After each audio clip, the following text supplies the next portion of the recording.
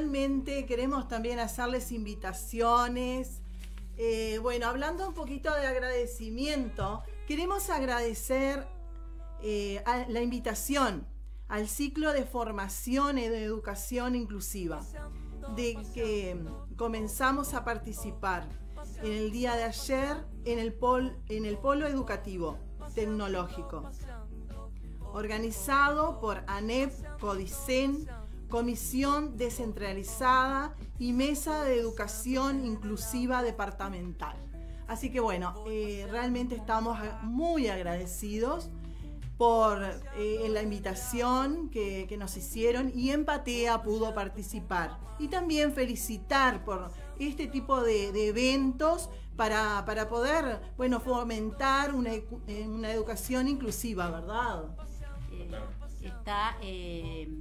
Es muy importante este espacio que se nos ha invitado en el que se nos ha invitado a participar, porque seguimos en el camino que estamos, que en el programa ya lo venimos haciendo, de hablar sobre inclusión, y en este caso educación inclusiva, y volvemos a lo que ya hemos hablado desde el inicio de nuestros programas, que de lo que se habla se ve, se hace visible.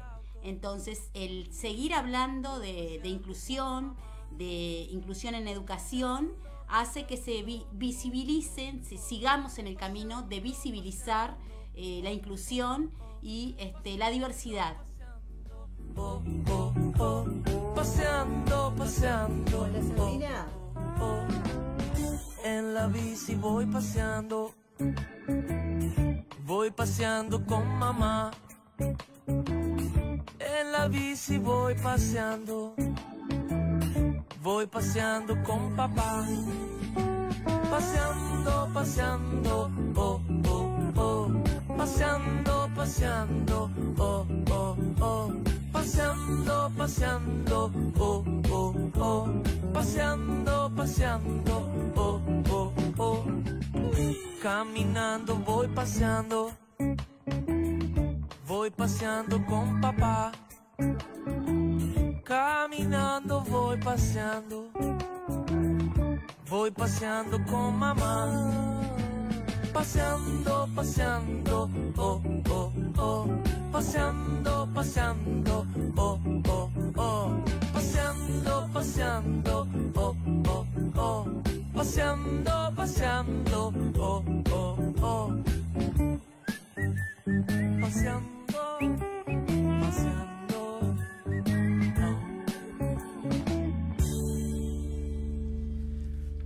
Bueno, ella es oriunda de Buenos Aires.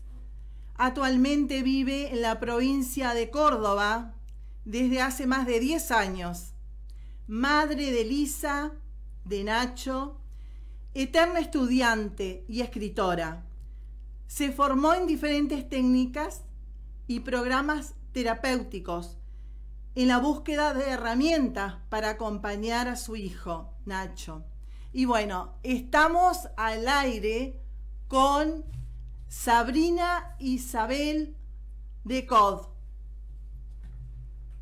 Hola, Sabrina. Hola, hola. Bienvenida. Hola, ¿cómo están? Buenas tardes, Sabrina, bienvenida.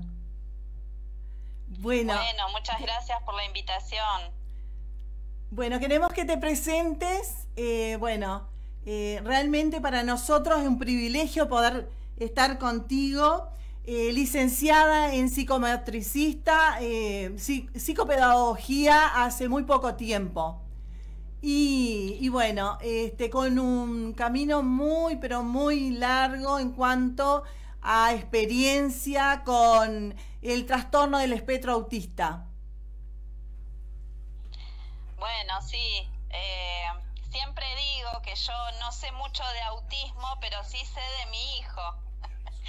Entonces, la experiencia que tengo en autismo es todo lo que hemos vivido desde el 2008, que él fue diagnosticado. Y bueno, eso me llevó a explorar distintos caminos, a emprender una larga travesía, como me gusta decirlo a mí, Y acá estamos. Bueno, en el 2015 empecé a estudiar psicopedagogía. En el 2018 necesitaba publicar nuestra historia, que fue un proceso terapéutico para mí escribir. Y bueno, recientemente, como decías, me pude recibir de licenciada en psicopedagogía con mucho esfuerzo, pero sobre todo impulsada por todas las experiencias de vida que hemos vivido con nuestro hijo. Bueno, el otro día un poco hablando, nos hemos reunido un poquito contigo y realmente teníamos que ver a qué apuntar, ¿verdad? Porque es muy amplio todas las cosas y los temas relacionados con la familia, los niños, los adolescentes, con esta condición. Y bueno, pero hay algo que llamó mucho la atención al equipo y bueno, familia como agente importante en el conocimiento del niño, acompañando y aportando a las terapias su conocimiento del mismo. ¿Qué significó para ti el poder acompañar a tu hijo, Sabrina? Bueno, realmente para nosotros como familia fuimos quizás una familia diferente en el sentido que fuimos los primeros en estar alertas sobre la condición del desarrollo de nuestro hijo. Cuando todavía nadie se daba cuenta, nosotros advertimos que él había perdido algunas habilidades que ya las tenía, como mirarnos a los ojos, responder a su nombre. Entonces, en esa época era raro de que una familia fuera a insistirle al pediatra que nos dijera qué le pasaba a nuestro hijo. Todos nos decían que bueno, que era cuestión de tiempo, que ya iba a hablar, pero nosotros advertíamos que algo diferente estaba pasando. Con el tiempo, bueno, lo diagnosticaron dentro del espectro autista y nosotros siempre como familia tomamos un rol protagónico. Era lo que te iba a decir, Sabrina. Proceso terapéutico. Justo era lo que te iba a mencionar. Un poco ese cambio de paradigma en el cual hablábamos el otro día. El médico antes con la familia y después con ese nuevo paradigma de la familia como parte fundamental en el proceso de acompañamiento. Y conocimiento del niño en cuanto a las características, porque el autismo, como otras discapacidades también, tienen características propias, singulares, que la familia es un agente muy importante que puede aportar a los diversos técnicos, y como tú lo acabas de mencionar, Sabrina, como detectores incluso de que algo no estaba funcionando bien o algo estaba dejando de funcionar que antes funcionaba. Entonces, hoy por hoy, con el cambio de paradigma, el cambio de mirada que hay en cuanto a la discapacidad, la diversidad, se le da también, y me parece muy importante, el rol protagónico y fundamental que tiene la familia, como tú acabas de mencionar, de detectores y de conocer determinadas características, determinadas funcionalidades que aportan a los distintos técnicos con que después tiene que trabajar el niño. Sí, lo que nosotros vemos que en todos estos años hubo una gran evolución en los procesos de autoconocimiento de las personas en general, ¿no? Del ser humano, del poder ser, del saber quiénes somos, nuestro propósito, y creo que eso es fundamental porque en años anteriores, cuando había algún desafío en el desarrollo, los padres sentían culpa, mucha culpa, porque se sentían responsables de que ese niño sea diferente, que funcionara de una manera diferente. Entonces, la negación por sobre todas las cosas retardaba mucho los procesos terapéuticos, de intervención, de diagnóstico, y de hecho en la actualidad sigue pasando. Lo que nosotros vemos ahora, que con esto del cambio de paradigma, como decía Nivia recién, lo que tratamos de fomentar es de que somos todos diferentes, que no existe lo normal y lo anormal, que todos tenemos un propósito en la vida y que sobre todas las cosas tenemos que aceptar la condición que nos toca para vivir en esta vida. Y nuestros hijos con alguna discapacidad, que tampoco la consideramos como una mala palabra, porque muchas veces no se quiere hablar de la discapacidad, nosotros nos concentramos en la potencialidad de nuestro hijo. Si bien sabemos que tiene sus limitaciones, en nuestro caso, nuestro hijo no adquirió lenguaje verbal, y con 17 años, hoy en día es un desafío que él pueda expresar sus sentimientos, sus emociones, si le duele algo. Eso no quiere decir de que él no pueda comunicarse. Entonces nosotros nos concentramos en todo el potencial que él tiene, y es lo que queremos compartir con las otras familias, ¿no? Que cuando un hijo tiene un desafío, tenemos que no centrarnos en eso que no puede, sino en aquello que sí puede y en todo lo que va a poder desarrollar a lo largo del camino, con todo el apoyo necesario, por supuesto. A eso hacíamos referencia, y hacía referencia a Nivia, de que se ha cambiado y se viene transitando, por suerte para todos nosotros, el cambio en el paradigma el paradigma médico, que se centraba en la discapacidad.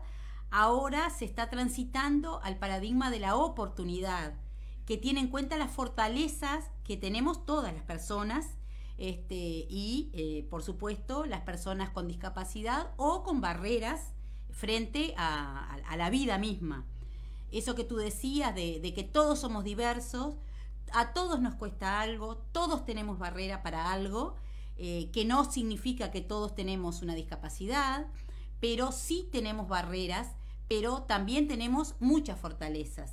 Entonces, hoy por hoy, que está muy bueno, creo, en esta sociedad actual, estamos hablando y en diferentes ámbitos, diferentes lugares, diferentes escenarios, se pone sobre la mesa el tema de la oportunidad y la fortaleza de la persona, y de eso tan lindo que tú dijiste, del ser humano.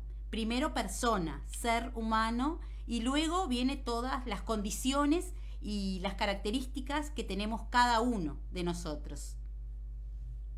Sí, personalmente creo que a partir de esa autopercepción que tiene cada uno, de esta forma de ser y estar en el mundo, es desde el lugar en donde vamos a transitar eso que se nos pone como un desafío. Y cuando hablamos de terapias, muchas veces a lo largo de estos años yo he visto muchos cambios, ¿no es cierto? En el 2008, cuando lo diagnosticaron a mi hijo, era, bueno, llevarlo al consultorio y que las terapeutas nos dijeran qué hacer, qué no hacer.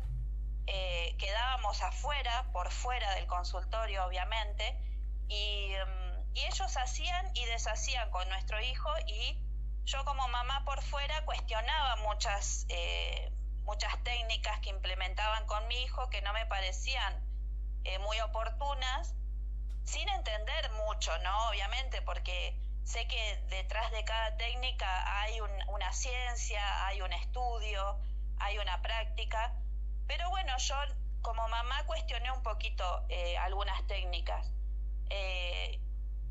y eso fue lo que me llevó a empezar a indagar, a prepararme un poco más y a empoderarme como mamá, para saber de que yo soy la que conozco a mi hijo y sé lo que vivimos el día a día. Yo soy una persona que por ahí apuesto mucho a la vida durante el día a día, en la cotidianidad de la casa. La verdadera terapia está centrada ahí, en lo que hacemos momento a momento, cuando nos levantamos, cuando tenemos que salir, ir a la escuela, volver. Creo que la verdadera terapia es el sentido que uno le da a lo que le está pasando. Y siempre tengo una frase presente que me dijo una mamá: la mejor terapia para un hijo es tener una madre feliz. Y yo me acuerdo que en aquellos años el estrés de llevar y traer a mi hijo a las terapias que hicieran un consultorio acá, otro lugar allá, era muy cansador y muy estresante, hasta que con el tiempo nos fuimos dando cuenta que la verdadera terapia estaba en casa y que como familia teníamos que adquirir herramientas para saber qué hacer momento a momento. El consultorio era un lugar para adquirir ciertas estrategias, pero no mucho más. Lo que vivimos en casa es lo que realmente va a impactar en la vida de ese niño, Claro, joven, Sabrina, adulto. ¿qué tal? Mi nombre es Maite Castillo, soy licenciada en psicomotricidad aquí en Tacuarembó, y mientras te escucho coincido plenamente contigo. Digo, es cierto, hemos cambiado todos como sociedad, los médicos, los técnicos, los papás, los maestros, las educadoras. Creo que todos venimos asistiendo a ese cambio, y yo siempre les digo a las familias con las que trabajo: si ustedes no saben de qué se trata lo que están trabajando con sus hijos, tienen que cambiar de profesional. No existe el tratamiento a puertas cerradas. Nosotros estamos un pedacito, un ratito del día con ese niño. Los que realmente tienen un rol y son agentes de cambio, de amplificar, de reforzar, de practicar, son la familia, y además son las que más conocen a sus hijos. Digo, nuestra función es ser quizás nexo o resignificar un montón de conductas juntos, pero caminamos juntos, ni sabemos más, ni menos, ni diferente, es un codo a codo. Creo que eso ha sido un cambio en el que, bueno, estamos todos participando, ¿no? Y acomodándonos. Sí, no que fue también un proceso. Exacto. Un proceso de todos estos años, ¿no? De trabajar en la concientización, en la aceptación. Ya los padres hoy en día tienen muchísimas más herramientas para transitar ese proceso del diagnóstico y poner manos a la obra de inmediato. Antes por ahí era todo más lento, y el proceso de rehabilitación o de habilitación de ese niño por ahí llegaba recién cuando la maestra en la escuela le decía a los padres que el nene tenía algo. Y hoy en día queremos que eso no pase más, que las maestras no sean la que tengan que evidenciar algo que viene del hogar desde hace muchos años, que nadie lo quiso ver, que nadie quiso hablar de eso. Claro, por suerte. Pero acá, cuando el niño está en un grupo, obviamente que se expone eso, que es diferente. Y el poder advertirlo con tiempo nos da las herramientas necesarias para empezar a intervenir tempranamente, obviamente. Sí, aquí tenemos la suerte de que cada vez más derivan de forma más temprana, muchas veces por señales de alarma, ni siquiera hay un diagnóstico, y eso es importante, que quería resaltarlo hoy, la intervención cuando aún hay sospecha. El diagnóstico quizás vendrá más tarde, pero sí vamos a intervenir sobre esas cosas que están preocupando y que nos tienen que ocupar a los técnicos, a los educadores, a la familia, al pediatra, al neuropediatra. Digamos, el neurodesarrollo es de todos, por supuesto que es del niño, pero todos tenemos un rol muy importante, muy activo, y bueno, cada vez más la derivación llega más temprano. Eso de ya va a hablar, por suerte, cada vez es menos frecuente. Buenísimo, eso es muy bueno. También tenemos el plan CAIF, que ha sido también una oportunidad para, bueno, de repente visibilizar señales de alarma, porque muchas veces son los papás los que se dan cuenta de que algo no anda bien, y otras veces no, y no pasa nada. A veces llegan con mucha culpa: no lo vi, no me di cuenta, pensé que todos los niños hacían eso, y ningún hijo viene con un manual, no tenemos manual de padre o de madre.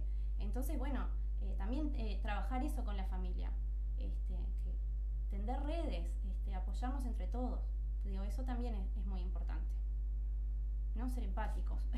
Sí, y bueno, y por eso estamos acá nosotras con un espacio en radio para poder ser red de tantas familias que están empezando, que le va a pasar, y bueno, y también de la sociedad en sí, porque realmente es muy importante el otro en el medio en el cual cada uno vive, ¿no?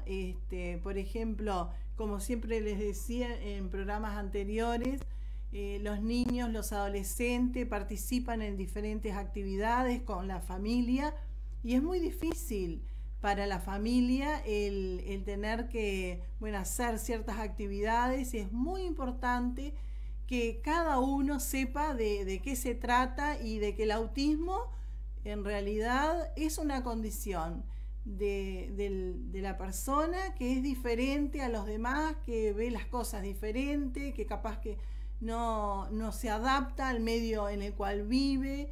Y bueno, y nosotros desde el lugar que estamos tenemos que poner un granito, como siempre digo, un granito de arena para poder hacer que, como hablamos, ¿no? Que nuestra sociedad pueda, ser inclusiva. Y para eso hace falta información, visibilizar las cosas, ¿no? Escuchar, leer. Exacto. Porque muchas veces viene desde el desconocimiento. Lo digo también como profesional. Yo sí. tuve que buscar formación específica. Yo Sí. sentía que los recursos no eran suficientes, que tenía más para dar, pero no sabía cómo, ¿no? Entonces, está buenísimo esto de la radio, del espacio, de todo lo que hoy en día se replica, se multiplica, Sí. y a todas las personas a las que llega. Y que las personas que pasamos por esto realmente es algo como mágico, es un motor que realmente te llega, te mueve, te moviliza, es realmente una experiencia única. Y me identificaba tanto cuando Sabrina hablaba del consultorio y de los especialistas, porque me pasó con Lautaro varias veces en la fonoaudióloga, que entraba y estaba media hora ahí. Y empezábamos a hablar con su especialista, y en realidad era yo la que me iba con muchísimas tareas y muchísimas cosas, y y a partir de ahí, de el paso a paso, meta, el día a día, y realmente eso es algo que lo quiero compartir por todas las personas que están escuchando, de diferentes que están en diferentes situaciones, y que realmente es algo que, requiere un poco de esfuerzo, pero realmente vale la pena, y es un camino, si bien es cierto a veces un poco difícil, pero que tiene muchísimas satisfacciones. La verdad que no podemos explicarlo, pero sí realmente lo que nos deja toda esa experiencia es un corazón lleno y con muchas ganas de hacer, de cambiar cosas, de motivar a otros, y lo que significa el otro para nosotros es fundamental. Bueno, Sabrina, específicamente, yo no me presenté porque ya me he presentado en otros programas. Yo soy Blanca, soy maestra, docente, y estoy muy agradecida de poder llegar a tantas personas como llegamos, para replicar y para poder compartir esto que tiene que ver con el camino de las personas con autismo y de la inclusión. Mira, teníamos una pregunta específica para ti, que la habíamos conversado con Nivia, con Mariana. ¿Qué son las terapias, pero referidas a las personas con autismo? Bueno, me parece que hablar de terapia es lo que hablábamos recién, ¿no? tiene que ver con esa posibilidad de habilitar al otro a lograr ciertas habilidades que por ahí están un poco truncas o están en un desarrollo más lento o diferente al de la mayoría. Entonces, por ahí a veces, como decíamos recién, ¿no? La información es fundamental, pero también la sobreinformación a las familias les puede afectar para mal. Y hay muchas ofertas dentro del mercado, como a mí me gusta hablar de la discapacidad, porque aunque nos duela, también hay un mercado de ofertas donde cada uno predica tener la solución. Y creo que vuelvo al tema del autoconocimiento y del poder entender quiénes somos para poder saber lo que nuestro hijo realmente necesita, ¿sí? Porque terapias hay muchísimas, cada una con su propósito y seguramente cada una tendrá un enfoque diferente, pero nosotros somos quienes conocemos a nuestra familia y a nuestro hijo. Y yo me recibí hace muy poquito y todavía hablo como mamá y creo que toda la vida voy a hablar como mamá, ¿no es cierto? Pero es la experiencia que nosotros hemos pasado de tener tantas alternativas que en un punto uno se siente perdido en qué elegir o para dónde, cuál va a ser lo mejor para nuestro hijo. Creo que lo fundamental es entender hacia dónde estamos apuntando con ese tiempo terapéutico para nuestro hijo. Entonces, ¿cuál es el objetivo? Acotar los objetivos, saber claramente qué es lo que queremos acompañar o qué es lo que queremos lograr con lo que estamos haciendo. Entonces, en función de eso vamos a entender qué hacer. No necesariamente vamos a tener que hacer todas las terapias que hay, porque cada terapia va a tener un objetivo diferente y nosotros no podemos trabajar todos los objetivos a la vez. Por eso por ejemplo, les doy un ejemplo práctico de las experiencias que hemos vivido. En una época teníamos el objetivo con nuestro hijo de que señalara con el dedo. Y ese señalar con el dedo nos implicaba de que, por ejemplo, él ya no nos pidiera que le sacáramos los moquitos de la nariz, que él pudiera hacerlo solo. Y trabajábamos en su espacio terapéutico que habíamos armado en casa, todos los días, con distintas actividades que él pudiera apuntar con el dedo para poder, favorecer esa habilidad. Cuando logramos eso, fuimos hacia otro objetivo. Y dentro de cada objetivo, obviamente, cada profesional trabajaba su área. La psicomotricidad, la terapia ocupacional, integración sensorial, fono, cada una desde su espacio, desde su campo, podía aportar para el mismo objetivo. Entonces, es entender que las terapias tienen que trabajar siempre desde la complejidad de la necesidad y el desafío que la persona está pasando, no desde nuestros propios deseos. A mí me encantaría que mi hijo hable y por años insistimos con eso, que hablara, hasta que nos dimos cuenta de que él tenía un desafío que era una patología que ni siquiera nosotros conocíamos y estábamos insistiendo sobre algo que no iba a poder ser. Entonces, entender cuál es el objetivo, cuál es la necesidad que tiene la persona y no nuestra propia necesidad, ¿no? Las terapias siempre tienen que ser habilitadoras o rehabilitadoras. En el caso de cuando una habilidad se pierde, esa terapia nos ayuda a rehabilitar eso que se perdió, esa habilidad que se perdió.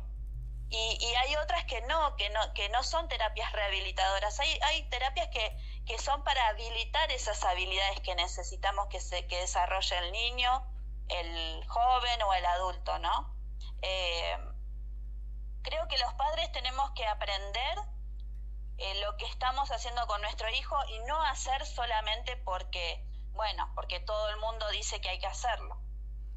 Es muy importante, está muy bueno todo el aporte y los conceptos que tú has manejado, y quiero destacar sobre todo desde mi mirada como desde el lado docente, la diferenciación que hiciste entre la rehabilitación y la habilitación, porque siempre pensamos y tenemos la idea o está en el imaginario que todas las terapias son para rehabilitar, para regenerar, y en realidad Claro. a veces hay cosas, hay habilidades que todavía no están adquiridas, hay competencias que todavía no están desarrolladas, y la terapia lo que hace es eso, habilitar, ayudar, estimular el desarrollo de esas habilidades, de esas competencias, y en realidad no está rehabilitando, porque el rehabilitar es eso que tú decís,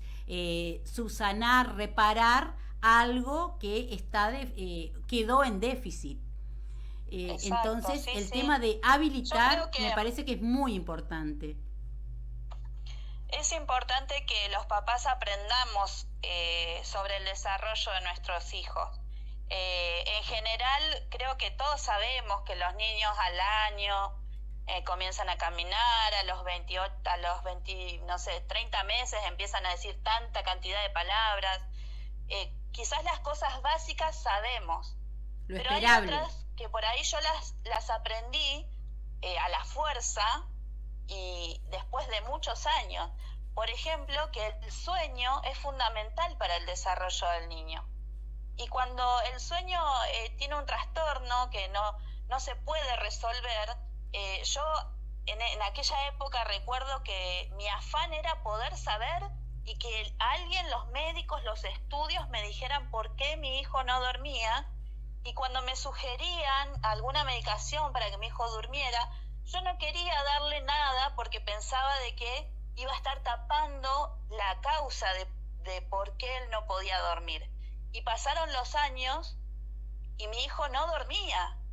Y quizás hoy pienso, ¿no? Obviamente que lo que pasó ya está, y hicimos todo lo mejor que pudimos, pero hoy pienso, si yo hubiese sabido que el sueño era fundamental para el desarrollo en aquellos años, quizás hubiese accedido a que mi hijo tomara cierta medicación para que él pudiera dormir. Entonces, el conocimiento es fundamental para los padres. La sobreinformación nos hace daño, es cierto también, pero nosotros tenemos que gestionar lo más importante que necesitamos saber para que nuestro hijo avance, para que nuestro hijo esté feliz y para que la familia también encuentre bienestar, porque terminamos normalizando cosas que no son normales o que no nos hacen bien, que no son saludables. Y es importante que entendamos cada proceso. En cuanto al desarrollo de los niños, la mejor terapia es la de todos, el jugar, el dibujar, el poder generar ese juego imaginativo que todos sabemos que los niños tienen, el poder generar esa sorpresa, esa atención que el niño necesita, esa mirada cómplice que permite que el niño pueda imitar al otro. Cuando nosotros otorgamos mucho espacio para que el niño se autoestimule con tecnología, en soledad, encuentra ese placer que debería encontrar con el otro, lo empieza a adquirir o lo empieza a saciar con cosas que no están permitiendo que su cerebrito se desarrolle. Y hoy en día creo que el cambio de paradigma viene por también la urgencia de todos los cambios que hubo en estos años, ¿no? Que influyeron mucho en el desarrollo de los niños y hoy estamos viendo las consecuencias. Pero creo que la mejor terapia es que la familia pueda encontrar esa tranquilidad de que está haciendo lo mejor que puede y sacarse esa culpa, como decían recién, ¿no? No sentir culpa porque algo no funciona, sino, bueno, siempre seguir tener la tranquilidad que estamos haciendo lo mejor que podemos. Vamos a escuchar a Maite, que hace rato está haciendo señas, pero bueno, la verdad que sí, realmente ha sido un gusto y bueno, vamos a escuchar a Maite para ir finalizando la nota. No, estoy completamente de acuerdo en lo que decía Sabrina y es una pregunta muy amplia, podríamos dedicarle uno o varios programas. A mí me gusta pensar ¿qué son las terapias? Son el traje a medida, pero ¿a medida de qué? De cada niño, de sus necesidades y de cada momento, de cada etapa del desarrollo, ¿no? Eso creo que es la mejor definición que por lo menos yo encuentro para transmitir. ¿Qué son las terapias? Bueno, es ese traje a medida que ese niño necesita para transitar la vida. Obviamente voy a hablar desde como psicomotricista, ¿no? Mi mirada no la puedo evitar. Creo que lo primero es conocer al niño, ¿no? Saber cuáles son sus intereses, cómo se comunica, cuáles son sus niveles de desarrollo por área, cuáles son sus fortalezas, sus dificultades, tomarse un tiempo para ser y estar con el otro. Entonces, a partir de ahí, priorizar, como decía Sabrina, ¿todas las terapias? No, todas a la vez tampoco. Antes se creía que cuanto antes y más, mejor. Eso no es así. Tenemos que estar de acuerdo, lo ideal es trabajar en equipo y priorizar qué vamos a hacer, cuándo y de qué manera. Entonces, bueno, generalmente empezamos con tratamiento psicomotriz y de fonoaudiología. En aquellos niños que tienen alteraciones sensoriales muy marcadas, bueno, también cuando son muy, muy chiquititos, la terapia ocupacional y después vamos dando un paso al costado, pero no es un paso atrás. Siempre estamos ahí como equipo, pero vamos priorizando porque un niño no puede ir al colegio, tener un rato de ocio, dormir, alimentarse, hacer algo recreativo e ir a 7 terapias. No puede ser. Eso no es lo mejor para cada niño. Entonces, bueno, creo que tenemos que encontrar formas de interacción con ese niño, meternos en su mundo, que la gente sigue usando esa frase que a mí no me gusta nada, pero para hacerlo claro, están en el nuestro, estamos todos en este mundo.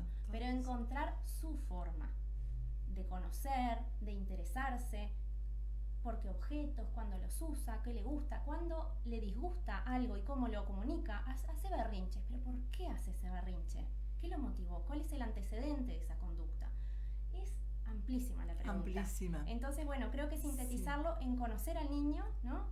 Hacer como sacar una foto, una radiografía de ese momento y vamos a priorizar para enseñarle habilidades, para acompañarlo por etapas. No se puede subir al último escalón de la escalera si yo no subí los primeros. No puedo llegar, no voy a llegar nunca, va a ser una frustración para ese niño, para los técnicos y para la familia. Entonces ir priorizando y un paso a la vez. Bueno, muchísimas gracias, Sabrina. La verdad que un privilegio tenerte en el programa y bueno, estaríamos muchísimo más tiempo hablando y comunicándonos contigo, pero bueno, el tiempo es re cortito y bueno, te mandamos un abrazo grande, muchísimas gracias y bueno, dentro de pronto, muy poco tiempo, te volvemos a convocar, ¿te parece? Claro que sí, me encanta. A mí me gusta hablar y me gusta compartir, así que va a ser un placer poder estar otra vez con ustedes.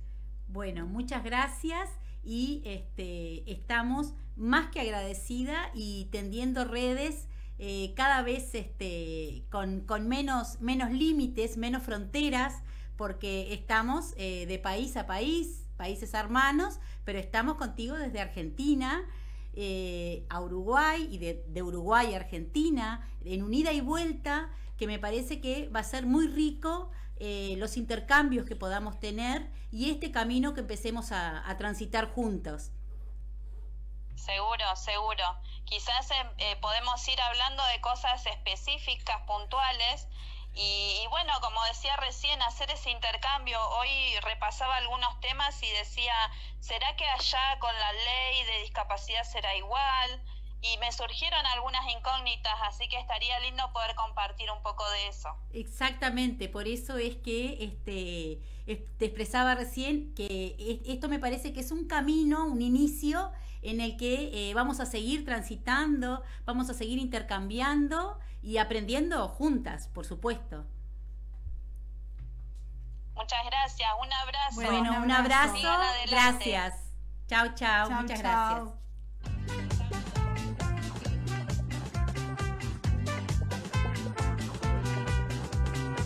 Dame un abrazo, te quiero tanto. Dame un abrazo, te lo pido yo. Dame un abrazo.